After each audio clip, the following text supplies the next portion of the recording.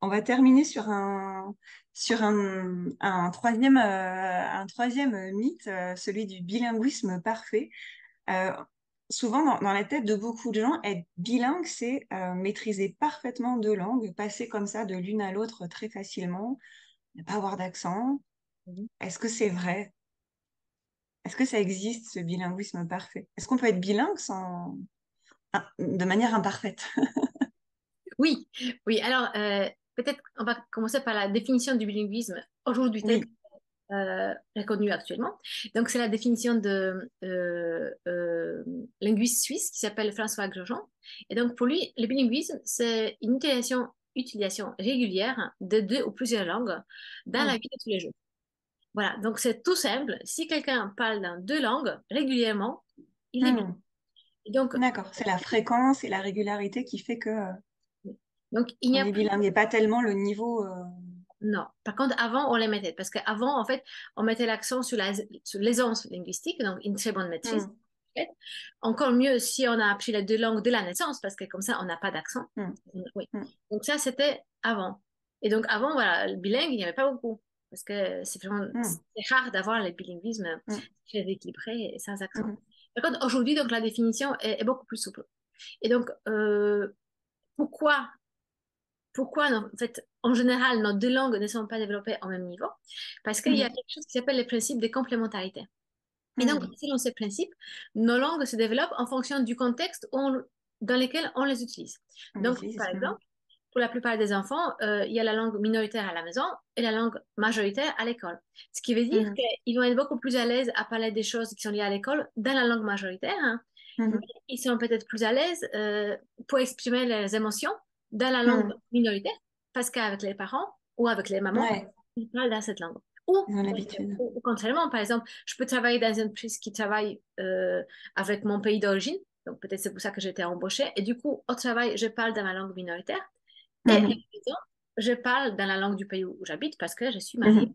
avec quelqu'un d'ici. Donc, tout dépend du contact avec la langue et donc Hmm. eh bien, du temps qu'on passe en contact avec cette langue, que du niveau de la langue, en fait, du niveau Hmm. de la langue avec laquelle je suis en contact. C'est-à-dire, est-ce que le vocabulaire est riche? Est-ce que moi je Hmm. m'exprime bien? Est-ce que les gens avec qui je parle Hmm. parlent bien? Nous comprennent. Hmm. Voilà. Et donc, c'est comme ça qu'on forge notre identité linguistique. Donc, Hmm. on dit qu'une personne bilingue, ce n'est pas une personne, ce n'est pas la somme de deux personnes monolingues. Non, en fait, chaque langue, chez nous, elle a une mission où, voilà, elle nous sert à quelque chose, elle a Hmm. de nous en fonction Hmm. de nos besoins. Et donc, Hmm. pour répondre très précisément à ta question, donc, un bilinguisme parfait, oui, ça existe, mais c'est rare parce que c'est Ouais. difficile de passer le même temps dans les deux langues et dans Oui. les mêmes thèmes aussi. En fait, il faut Hmm. vraiment faire attention Oui. à ce que ce soit Hmm. équilibré presque tous les jours pour qu'on ait Hmm. les mêmes vocabulaires Ouais. dans les deux langues. Donc voilà, les langues, ça sert à communiquer. Il n'y a pas de compétition entre nos Hmm. Hmm. on les utilise parce qu'on a besoin et Hmm. pas parce qu'on a besoin d'être au top de chacune Hmm. d'entre elles. Et et il y a quelque chose en fait qui va dans l'autre sens et qui est, je pense que toi aussi, tu as dû rencontrer des situations comme ça, où il y a des parents qui disent, par exemple, bon, mon enfant, il est quadrilingue. Ah oui, oui, parce que donc à la maison, on parle dans une langue, Oui. à l'école, il y a la langue majoritaire, après, il apprend l'anglais à l'école, donc il y a 2 heures d'anglais par semaine, et puis il connaît Ouais. aussi des chansons en espagnol, donc en fait, il parle quatre Ouais. langues. Et ben, non, Hmm. non.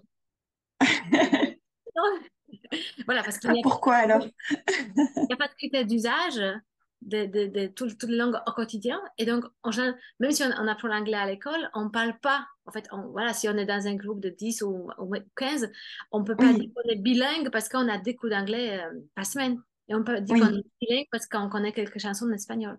Donc voilà, il faut Mhm. voir comment ça marche dans les deux sens. Voilà. On est Ouais. bilingue si on est à l'aise, on est Ouais. capable de communiquer dans des langues. Hmm. On n'est pas quoi des langues parce qu'on a Hmm. un contact Hmm. avec les De personnes. même, une personne qui dit mais si mais moi, mon enfant, il est bilingue, il comprend parfaitement ce que je lui dis en français. Mais si cet enfant ne s'exprime pas ou très peu en français, est-ce qu'on peut parler de bilinguisme? C'est compliqué. Il y en a qui disent que oui, il y en a d'autres qui disent que non. Donc, c'est les bilinguismes réceptifs. Donc, l'enfant est Hmm. capable de comprendre, mais il ne sait pas encore s'exprimer. Ouais. C'est une sorte de bilinguisme, mais voilà, Qui est c'est pas complet. pas encore complet. Ça peut le devenir, hein, parce qu'on peut Hmm. activer les bilinguismes. Hmm. Je pense qu'on va en parler aussi une autre fois. Hmm. Mais comme voilà, selon la définition, c'est l'utilisation régulière. L'enfant Hmm. utilise cette langue de façon réceptive, mais il n'utilise Oui, pas vraiment pour... C'est, oui. Quand tu dis utilisation, c'est ce qui nous arrive, ce qu'on voilà, comprend, ce qu'on lit et aussi ce qu'on est capable d'exprimer. voilà. Donc, il y a C'est pas actif, seulement écouter ou... Hmm. tout à fait. Très bien, très clair.